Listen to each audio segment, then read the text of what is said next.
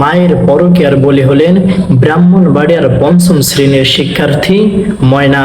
মসজিদে পঞ্চম শ্রেণীর শিক্ষার্থী ধর্ষণ ও হত্যা মামলার অভিযোগে মসজিদের ইমাম ও মুয়াজ্জিনকে 5 দিনের রিমান্ড মঞ্জুর করেছেন আদালত।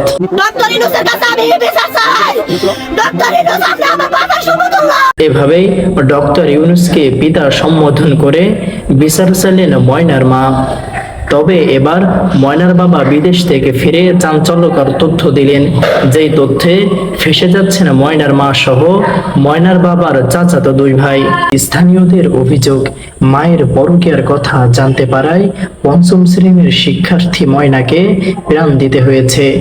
তবে ময়নার মা ও চাচারা নিজেদের দোষ এড়াতে মসজিদে লাশ রেখে ইমাম ও মুয়াজ্জিনের বিরুদ্ধে ধর্ষণ ও হত্যা মামলার অভিযোগ তুলেছে।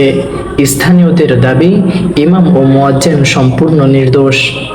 ময়নার মায়ের পরকীয়ার কথা জানতে পেরে দেলে ভাইয়ের মতো বলতে ইচ্ছে হচ্ছে, নারী কত সুন্দর অভিনয় করে, অভিনয়ের জন্য নারী সারা রে।